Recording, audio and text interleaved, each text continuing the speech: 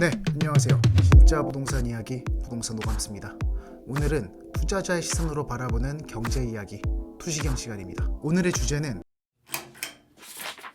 요즘 한국의 가장 큰 문제라고 볼 수 있는 인구 감소가 부동산에 미치는 영향에 대해서 이야기를 해보고자 합니다. 다양한 의견과 이야기가 나오는 민감한 주제인 만큼 어떻게 이야기를 해야 할까 많은 고민과 연구를 해봤는데요. 저의 주관적인 이야기인 만큼 참고만 해주시길 바라겠고, 다양한 의견을 남겨주신다면 저도 참고를 하도록 하겠습니다. 제가 말씀드리는 이야기는 물론 단편적인 이야기입니다. 제 이야기가 일반적인 이야기라고 말씀드리는 것은 아니지만 부동산도 종류가 많은데 다양한 업계에서 다양한 사람들을 만났던 경험으로 담백하게 이야기를 해볼까 합니다. 그럼 바로 시작해 보도록 하겠습니다. 네, 흔히들 인구수가 국력이라고들 하죠. 눈에 보이는 인구 통계 수치가 점점 줄어든다고 하니까 우리 같은 일반인들도 겁이 날 수밖에 없겠습니다. 그리고 인구수 감소는 비단 부동산뿐만이 아니라 나라의 모든 산업에 경제적인 영향을 끼치게 될 것입니다. 인구수가 줄어든다는 것은 출산율이 줄어든다는 것인데 단순하게 이야기하기 어려운 문제지만, 그럼에도 단순하게 이야기를 해본다면 미래에는 일을 할 사람이 없어진다는 것이겠죠. 그래서 젊은이 한 명이 부양해야 할 노인이 많아지는 것이고, 그만큼 젊은 사람들에게 더 무거운 사회적인 책임을 짊어지게 할 수 있다라는 것을 뜻할 수도 있겠습니다. 한국은 고령화가 매우 빠르게 진행되고 있다고 하죠. 65세 이상 노인 비율이 7%에서 14%까지 2배로 증가하는데 일본보다도 더 빠른 것으로 나타났다고 합니다. 인류 역사상 유례가 없는 속도라고 하죠. 또한 우리나라 여성 한 명당 평생 낳을 것으로 예상되는 평균 출생아 수인 합계 출산율이 지난해 0.72명까지 추락을 했죠. 2022년 0.78명에 이어서 역대 최저치를 또 경신하게 되었습니다. 사망자 수가 출생자 수를 추월하는 인구 데드크로스는 벌써 4년째 이어지고 있는데요. 이러한 통계 수치들을 보자면은 대한민국의 국민이라면 걱정이 될 수밖에 없겠습니다. 유례가 없었던 인구 감소로 인해서 대한민국의 전방위적인 경제에 큰 영향을 끼치고 있습니다. 지금 지방권에서는 젊은 사람들이 다 빠져나가면서 낮은 출산율로 인해서 유치원도 없어지고 소아과, 산부인과, 학교들이 사라지고 있죠. 그렇게 지방이 인구 감소, 도시 소멸이 되어가고 있습니다. 그래서 지방 빈집, 미분양 등이 부동산 업계 그리고 건설 업계에 큰 타격으로 이어지고 경제적인 손실이 크기 때문에 빈집과 관련된 사회적인 문제가 현 시점 부동산 업계, 부동산 학계 등에서 큰 화두일 것입니다. 그렇다면은 이러한 문제가 과연 부동산 가격에 어떤 영향을 끼치고 있고 앞으로 어떻게 될 것이며 투자자의 시선으로 어떤 논점으로 바라봐야 할까요? 얼마 전 제가 빈집 관련 다큐멘터리를 봤는데 지방의 어느 오래된 유치원이 현재는 양로원으로 바뀌어서 운영을 한다고 하는 내용이었습니다. 예전에는 동네에 젊은 사람들도 많고 아이들도 많아서 활기를 띠던 유치원이 점점 원생수가 줄어서 결국 운영이 불가능해진 것이죠. 그래서 그 유치원이 양로원으로 바뀌면서 어르신들을 돌보는 센터가 된 것인데요. 이처럼 지방에서는 앞서 말씀드린 것처럼 기본적인 인프라부터 붕괴되고 있습니다. 그런데도 불구하고 지방에서도 자꾸 신도심이 생기고 있죠. 그렇게 지방의 빈집, 미분양이 사회적 문제로 대두되고 있고 경제적인 손실로 나타나고 있습니다. 그래서 요즘 많은 전문가분들 혹은 부동산에 관심을 가지신 분들은 다양한 갑론을박을 펼치고 있는데요. 전체적인 화두를 한번 짚어보자면은 먼저 고령화가 되면은 소비나 소득 그리고 투자가 위축되어서 집값에 영향을 줄 수가 있다는 것입니다. 그렇기 때문에 고령화가 더 진행이 된다면은 부동산 가격이 떨어질 수 있고 향후 인구 절벽으로 인해서 지금껏 공급된 부동산을 받아줄 수요가 없다고들 합니다. 특히 가까운 일본하고 많이들 비교를 하시죠. 일본이 부동산 버블로 잃어버린 시간들처럼 우리나라도 그러한 시간을 가지게 될 것이며 더 심한 고령화, 더 심한 인구 절벽으로 인해서 일본 그 이상으로 부동산은 투자로서의 가치가 없어질 것이고 부동산의 순기능인 주거로서의 가치 그 이상 이하도 아니게 될 것이다 라고 이야기들을 많이 하십니다. 절대적인 수치를 보면은 고령화가 되고 출산율이 적어지니까 나라가 나이 들어가고 소비나 소득 그리고 투자가 위축되어 집값에 영향을 줄 수가 있습니다. 그래서 고령화가 진행된 지역이 부동산 가격이 떨어질 수가 있죠. 하지만 그러니까 부동산 투자를 하지 말아야겠다라고 생각의 흐름이 바로 이어져야 할까요? 물론 보수적으로 생각한다면 그럴 수 있겠지만 그보다는 중간에 한 번만 더 고민을 해보면 어떨까요? 그럼 어디에 투자를 해야 하는가로 말이죠. 자, 인구 절벽이 오고 고령화가 온다고 대한민국의 모든 도시가 부동산이 남아돈다고 해석해야 할까요? 대한민국의 모든 곳이 토지에 대한 가치, 주택에 대한 가치가 떨어지게 될까요? 그리고 그렇게 이야기를 하는 모든 분들이 진짜로 부동산 투자를 하지 않고 있을까요? 물론 그럴 수도 있겠습니다. 하지만 생각하는데 돈 드는 건 아니니까 한 번만 더 고민해 보자는 것이죠. 일단 부동산 투자에서 제가 가장 중요하다고 생각하고 제일 강조하는 것은 인간을 이해하는 것입니다. 인간이 가진 감각, 오감으로 보는 이 부동산이 좋은 부동산인지 느끼고 이해해야 한다는 것입니다. 그래서 제가 부동산 오감스입니다. 우리가 거주하는 집, 생활하는 직장, 사업장, 이 모든 것들의 뼈대는 부동산이라는 것입니다. 부동산은 보통 인간에게 있어 가장 필요한 필수제이자 나의 전 재산입니다. 이것이 가장 중요하죠. 그래서 투자적인 접근을 하기 위해서는 이 부동산을 쓰는 인간을 먼저 이해해야 합니다. 학생, 직장인, 혼자 사는 미혼남, 미혼녀, 신혼부부, 애기 엄마, 애기 아빠, 학부형, 노인 등 그 부동산에 사는 인간과 그 부동산에서 일을 하는 인간을 이해해야 한다는 것입니다. 막 차트 보듯이 수치를 보듯이 부동산 투자를 하는 게 아니라 최대한 많은 종류 카테고리의 인간들이 이 부동산을 쓸모있어 하는가를 살펴보고 공감해야지 부동산에 대한 수요의 양을 객관적으로 평가할 수 있습니다. 그래서 현 시점, 이 인구 감소 그리고 인구 고령화 사회의 현 시대에서 부동산 투자자로서 인간을 이해해야 할 요소들도 분명히 있습니다. 몇 가지만 한번 이야기를 해본다면요. 먼저 소형 가구의 증가입니다. 현 시대의 사회적 구조가 지방에서 거주, 아니 수도권에서 거주를 하더라도 자녀가 성인이 되면은 분가를 해서 직장이나 학교 등이 있는 지역으로 독립을 하는 경우가 많이 있습니다. 이는 1인 가구 증가의 원인이 되기도 하죠. 1인 가구에서 결혼을 하면은 2인이 되고 애를 하나만 낳아도 3인 가구가 됩니다. 3인 가구까지는 보통 소형 가구라고 하는데요. 그래서 생각해보면 선호하는 직장이나 가고 싶은 대학이 몰려있는 곳이 1인 가구의 수요는 높아질 수밖에 없는 것입니다. 그리고 소형 가구면 무조건 원룸에서 살아야 할까요? 이것이 인간을 이해하는 첫 번째입니다. 물론 넓은 데 가고 싶죠. 가고 싶은데 1인 가구가 돈이 어딨어요. 대부분 못 가요 라고는 할 수 있어요. 하지만 냉정하게 이야기를 해서 못 가는 거지 안 가는 게 아닙니다. 그리고 요즘 같은 저출산 시대에 결혼을 해도 아이를 안 낳거나 결혼도 늦게 하거나 안 하는 경우도 많은데 소형 가구 이꼴 사회 초년생이다 라는 공식도 딱 들어맞지 않습니다. 그러니 기업의 과장차장급 1인 가구도 많다는 것입니다. 그렇다는 것은 어느 정도 벌이가 있으면서 결혼도 안 하고 혹은 결혼을 하더라도 딩크족으로서 취미생활도 즐기면서 나 자신을 위해 살아가는 트렌드가 생겨났다는 것이죠. 뭐 캠핑을 좋아하는 1인 가구는 집에 캠핑 장비를 둬야 합니다. 그러면 적어도 투룸에 살아야 돼요. 1인 가구, 뭐 소형 가구라고 하면은 더 이상 옛날 그 사회 초년생의 5평짜리 원룸에 사는 이미지가 아니라는 것입니다. 그리고 원룸에 산다고 해도 누구나 여유롭게 조금 더 넓은 집에 살고 싶다는 마음을 가진다는 게 인간일 수밖에 없습니다. 그럼 사회 초년생은 원룸에서만 살아야 하나요? 라고 한다면은 우리가 언제부터 20대 중후반, 늦으면 30대 초반, 사회 초년생 때 부동산 매수를 했었나요? 직장인 학교가 서울일 때 집이 수도권이라면은 그나마 다행이겠지만 집이 지방이라면은 어쩔 수 없이 임차를 해서 살아야 하긴 합니다. 하지만 이 또한 현 시점 큰 문제라고 볼 수 있어요. 사회 초년생부터 시작해서 나중에는 집다운 집을 매수할 수 있다라는 확신이 있고 내 미래에 대한 장밋빛 믿음이 있다면은 지금은 설령 5평짜리 원룸에 산다고 하여도 열심히 살 수 있는 원동력이 되고 그렇게 되면은 결혼도 하고 아이도 낳겠죠. 하지만 현 시점 그러한 믿음이 없어져 버린 시대입니다. 이것 또한 현 시대의 시대 정신이라고 볼 수 있겠습니다. 그렇기 때문에 이러한 출산율 수치가 나올 수밖에 없지 않았나 라고 생각해 봅니다. 그래서 얼마를 지원해 주겠다라는 단발성 정책보다는 본질적으로 희망을 줄 수 있는 야 너도 할 수 있어 이게 가능한 미래를 꿈꿀 수 있는 사회를 만들 수 있는 정책이 있어야 한다고 생각합니다. 예전에 어디서 봤던 말인데 비행기가 뜨려면은 이륙할 때 연료 소비가 가장 크다고 하더라고요. 그렇게 힘들게 이륙 후 높은 창공에서는 바람에 따라 날아가면서 방향만 잡으면 된다고요. 더 나은 날을 위해서 누구나 노력하는 시기, 그 시기가 가장 힘든 날일 것입니다. 그래서 그 시기에 공부라고 하기에는 좀 과하고 조금의 관심이 가장 중요하다고 생각을 합니다. 조금의 관심으로 시작해서 확신으로 만들고 그 작은 희망을 찾아내야 하는 시기라고 생각하고 있습니다.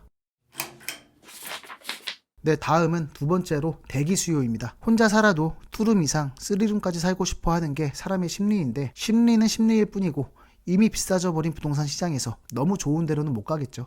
하지만 냉정하게도 그 못 간다는 것은 대기 수요라는 뜻입니다.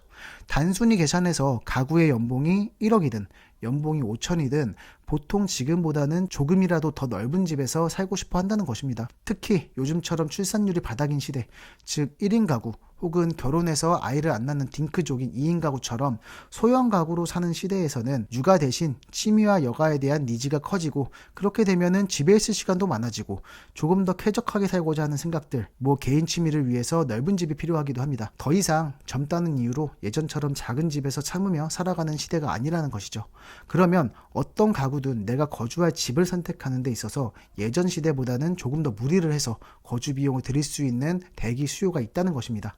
그게 가능할 수 있는 것은 출산율이 적어진 만큼 아이를 보는 시간과 아이에게 들어가는 돈이 나를 위해 쓰는 소비로 패턴이 바뀌었기 때문입니다. 그래서 쾌적한 여가를 누리려면, 하다못해 캠핑 장비라도 집에 두려면 더 넓은 집이 필요하다는 것이기 때문이죠.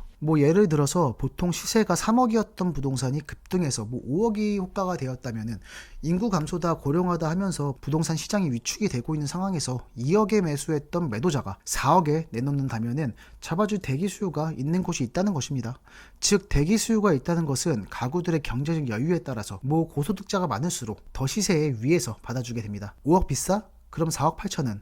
이것도 비싸? 그럼 4억 5천은. 이것도? 그럼 A 4억. 그 이하는 안 돼 라고 했을 때 선호하는 직장가로 가기 위한 경로가 편한 역세권에 위치한 입지의 부동산일수록 4억에 합시다 라면서 받아주는 직장 생활을 오래 한 소형 가구 실수요가 있다는 것이죠. 유명한 드라마에서 회장님이 한 말도 있죠. 1인 가구가 많아진다는 것은 집집마다 소파 한 개씩 팔던 걸 이제 방마다 팔 수 있다는 뜻 아니겠냐고요. 그만큼 가구가 많아진다는 것은 집이 그만큼 늘어난다는 것이고, 나아가 그 소형 가구라고 할지라도 더 이상 작은 집에서 거주하는 시대가 아니라는 것입니다. 벌써 1인 가구, 소형 가구가 늘어났다고 한 게 10년이 넘었습니다. 그 소형 가구들도 더 이상 사회초년생이 아니고 벌써 수년을 안정적으로 회사를 다닌 분들이 많아진 시대이기 때문에 경제적인 능력도 어느 정도 갖추신 분들이라는 것입니다. 그리고 그 비슷한 둘이 결혼이라도 하게 되면은 2배로 안정적인 경제력이 생기는 것이라고 볼 수가 있죠. 그렇기 때문에 소형 가구도 20, 30평대 아파트를 매수하거나 임차할 수 있는 능력이 생기는 시대라고 볼 수 있다는 것입니다. 자, 그렇게 되면은 임대 시장이 또 활성화가 되겠죠. 시장의 기본 논리에 따라서 가격이 떨어질 때 더 높은 곳에서 잡아줄 사람이 있으면 그 이상 더 떨어지진 않겠죠. 그리고 보통 젊은 수요가 받쳐주는 곳은 임대 수요부터 받쳐주기 마련입니다. 원룸부터 20평, 30평대 임차 수요가 늘어나면은 당연히 월세가 올라가고, 이는 수익형 부동산으로서의 투자적인 가치가 올라가게 되면서 투자자들의 투자를 불러오게 됩니다. 또한 전셋값이 오른다면 매매가, 전세금의 갭이 적어지게 됩니다. 그렇다면 또 갭이 줄어들게 되겠죠. 그럼 또 갭 투자가 기승을 부리면서 거래가 진행이 되는 구조로 번지게 됩니다. 다시 말해서 선호하는 직장, 가고 싶은 대학, 좋은 인프라가 인근에 있는 부동산들은 투자가 또 성행하게 되겠죠. 세 번째입니다. 초반에 말씀드린 것처럼 현재 지방은 유치원이 없어지고 양로원이 만들어질 정도로 아이가 없고 젊은 세대가 빠져나갔습니다. 젊은 세대들이 빠져나가면서 먼저 말씀드린 것처럼 1인 가구가 만들어지게 되는 것이죠. 그래서 그 지방의 유치원도 없어지고 소아과도 산부인과도 없어져 버려서 그나마 있었던 애기 엄마들도 기본적인 인프라가 없어지기 때문에 지방을 떠날 수밖에 없다는 것입니다. 나 때엔 애기 방앗간에서 키웠다, 이런 거는 옛날 이야기라는 것이죠. 지방에 살고 있는 애기 엄마는 부동산 시장을 눈여겨볼 수밖에 없습니다. 부동산이 하락기에 접어들어서 내가 잡을 수 있는 정도로 가격이 맞춰진다면 경기 수도권 배기 수요라는 것이죠. 사람은 누구나 욕심이 있습니다. 욕심이란 비단 재물에 대한 욕심이 아니라, 예를 들어서 아이의 부모라면은 아이에게 조금 더 나은 교육 환경을 만들어주는 것, 그리고 아이의 친구들이 많은 곳에 살고 싶은 건 당연합니다. 근데 그 욕심은 지방에 사는 애기 엄마만 있는 것이냐? 그것이 아닙니다. 내가 어디에 살든 여건만 되면 아이를 위해서 더 나은 환경을 만들어주고 싶어 합니다. 특히 예전처럼 아이를 3, 4명, 2명도 낳는 것이 아닌 낳아도 1명만 낳는 시대에서 여럿한테 주었던 사랑을 한 아이에게만 준다면 예전보다 더 무리할 수 있는 아이 엄마 아빠가 많아질 수밖에 없다는 것이죠. 이 점이 부동산 투자자로서 애기 엄마 아빠를 이해하는 인간을 이해한다고 볼 수 있겠습니다. 그래서 현재 지방에 그나마 남아있던 애기 엄마 아빠들도 옮겨간다는 것이죠. 다시 이야기를 해본다면은 현 시대의 지방에서 사는 애기 부모님은 유치원도 소아과도 없어진 기본적인 인프라가 붕괴되어 있는 지방을 떠나서 경기도로 올라오는 게 꿈일 것입니다. 이 상황에서 만약 부동산 가격이 조금이라도 내려간다면은 경기도로 이사를 오려고 할 것입니다. 그렇다면 경기도에서 아이를 키우는 부모님은요, 부동산 가격이 떨어지는 시장이라면은 이참에 아이 교육을 위해서 서울 외곽이라도 입성해보자 라는 생각으로 서울로 또 들어옵니다. 그러면 서울 외곽에 사는 애기 부모님은요, 이참에 저쪽 강남하고 가까운 구로 이사하자. 또 그렇다면은 강남하고 가까운 지역구에 사는 부모님은요, 이참에 강남 8학군이나 용산으로 한번 입성해서 아이 교육을 제대로 한번 해보자. 이런 식으로 주요 도심으로 자꾸 모이게 되는 것입니다. 점점 노른자로 모이게 되는 부동산 노른자 이론인 것이죠. 아이 육아, 학군을 예로 들었지만 비단 이뿐만은 아닐 것입니다. 다양한 인프라가 몰려있다는 가치들 때문에 점점 그런 가치가 밀집되어 있는 입지로 이동을 하게 되는 것이고, 보통 그러한 인프라는 몰려있기 때문에 사람들이 향하는 방향은 매우 흡사할 것입니다. 아까 말씀드린 것처럼 부동산은 우리 인간의 삶에 꼭 필요한 것이죠. 그만큼 내 일상과 밀접한 관련이 있습니다. 그렇기 때문에 어느 시대에서건 인간이 가진 욕구들을 가장 밀접하게, 가장 크게 해결해 줄 수 있는 것이 부동산일 수 있습니다. 그래서 그 욕구들로 인해서 인프라가 좋은 곳으로 점점 몰릴 수밖에 없다라고 볼 수 있겠습니다.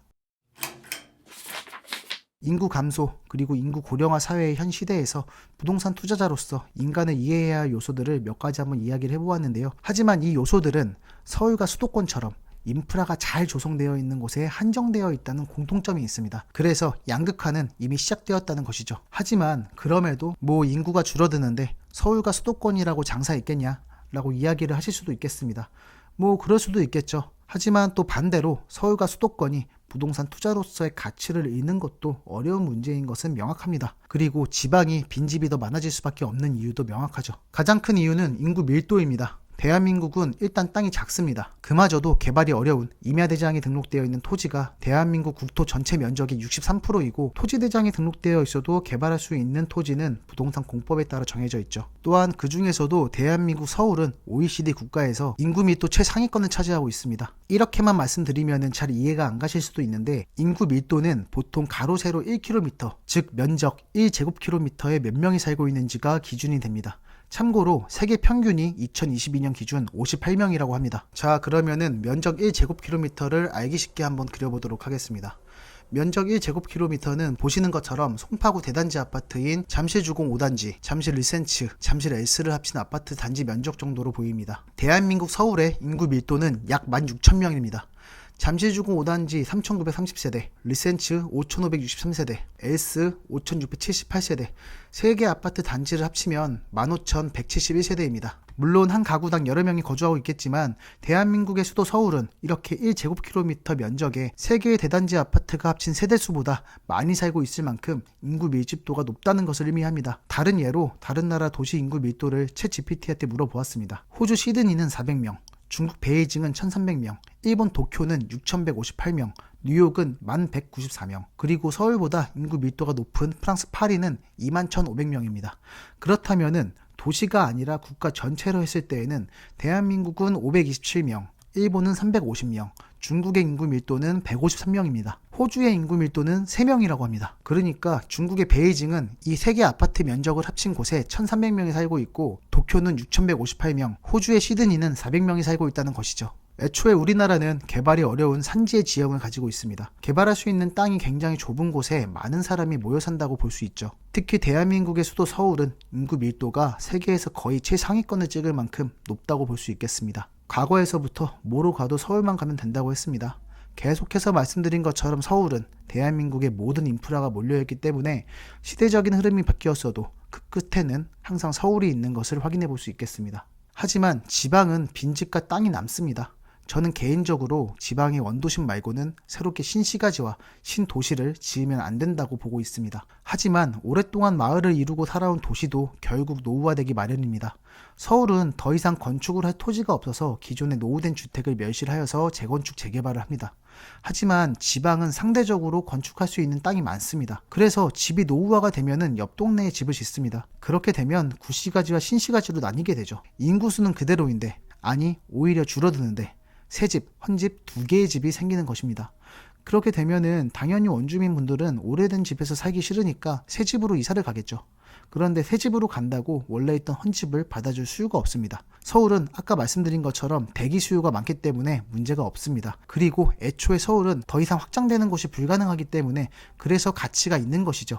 하지만 지방은 대기 수요층이 없습니다. 특히나 지방 도시 같은 경우는 인구 소멸과 고령화가 빠르게 진행이 되고 있다 보니까 옆 동네 빈 땅에 새로운 아파트 한 동만 생겨도 빈집이 바로 생겨나는 것입니다.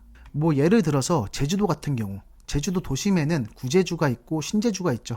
제주시청 인근을 구제주라고 하고 제주도청 인근을 신제주라고 합니다. 이도 1동, 이도 2동 쪽 구도심은 제주도민들에게 향수병을 일으키는 곳이라고 합니다. 오래전부터 많은 분들이 모여 살았고 제주도 탑동이라고 불리는 곳부터 해서 번화가가 번성했던 곳이죠. 하지만 원도심인 구제주는 도시의 노후화로 인해서 점점 사람들이 떠나게 되었고 연동과 노영동 쪽으로 신제주가 생기면서 신도심이 생겨났습니다. 사실 먼저 사람들이 모여 살게 되었다는 건 그만큼 입지가 좋았다는 것을 의미할 수 있습니다. 공항과 제주도의 물류를 담당하는 항구 사이에 있는 입지이기 때문에 도심이 생겨났다고 볼 수 있겠는데, 하지만 노후화가 진행되고 낙후된 기반시설, 좁은 도로, 주차 공간 부족 등 노후화된 도시를 다시 재건하는 것보다 새롭게 도시 계획을 해서 도심을 만드는 것이 쉬웠을 수도 있었겠다라고 생각이 들기도 합니다. 하지만 그렇게 되면은 아까 말씀드린 것처럼 새로운 도시로 다 이주를 해가고 그렇게 되면서 구도심은 공동화 현상이 생기게 되는 것이죠. 장기적으로 봤을 때 그렇게 되면은 구도심 자체가 슬럼화가 되어지고 더 큰 사회적 문제가 초래가 되고 경제적 손실이 이루어지게 되는 것입니다. 한참 신도심이 진행될 무렵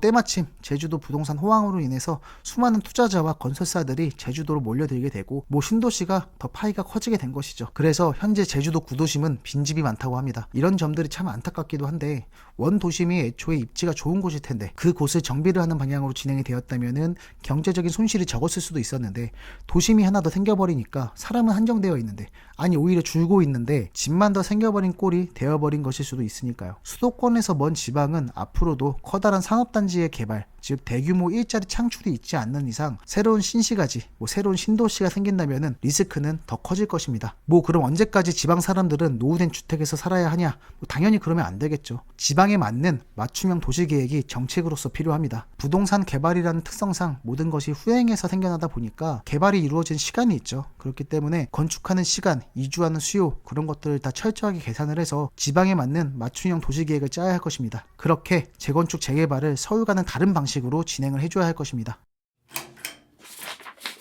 네, 정리하자면은 인구 절벽, 고령화로 인해서 대한민국 전체를 보았을 때 부동산은 어렵습니다. 다만 초반에 말씀드린 것처럼 한 번 더 고민을 해볼 필요는 있습니다. 현 시대에 어디를 투자해야 하는가?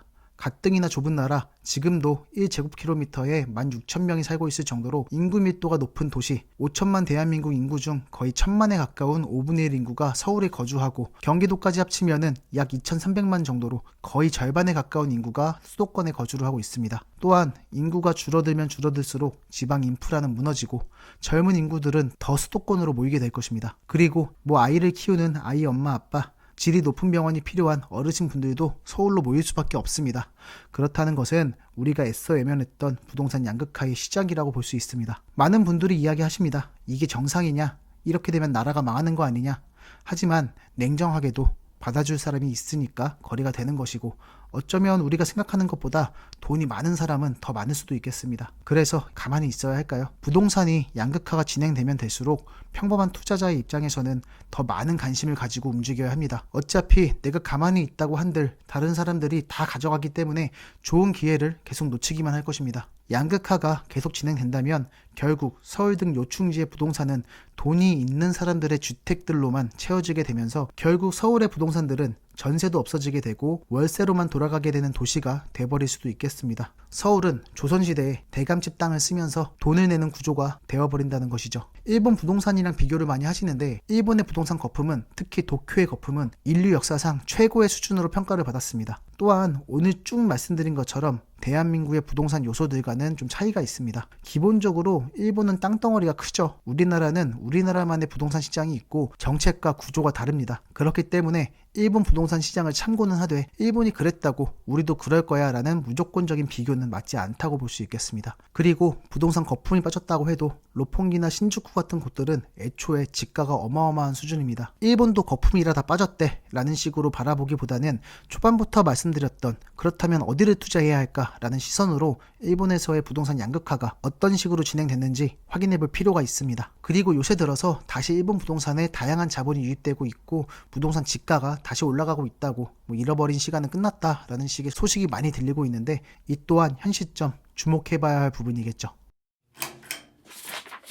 오늘의 투시경은 여기까지입니다. 예민한 주제인 만큼 고민도 많았고 용기 내서 이야기를 해보았습니다. 누구든 사람의 진심이 담긴 이야기에는 어떠한 힘이 있다고 믿고 있습니다. 제 이야기를 여기까지 들으시고 무슨 이야기인지 모르셔도 어떠한 한 문장에서라도 어떠한 계기가 되셨으면 합니다. 그리고 저의 생각과 다르다고 하실지라도 제 이야기를 여기까지 들어주셔서 대단히 감사합니다. 그리고 제 주관적인 생각과 제 소견이 모든 분들을 간천시킬 수 없다는 것을 알고 있고 이해하고 있습니다. 부동산은 말씀드린 대로 인간에게 있어 가장 필요한 필수제입니다. 모든 시청자분들께서도 이러한 부동산을 의미 있고 행복한 공간으로 활용하시길 바라겠고, 나아가서 성공적인 부동산 투자를 이루실 수 있기를 바라겠습니다. 그럼 지금까지 진짜 부동산 이야기 부동산 오감스였습니다.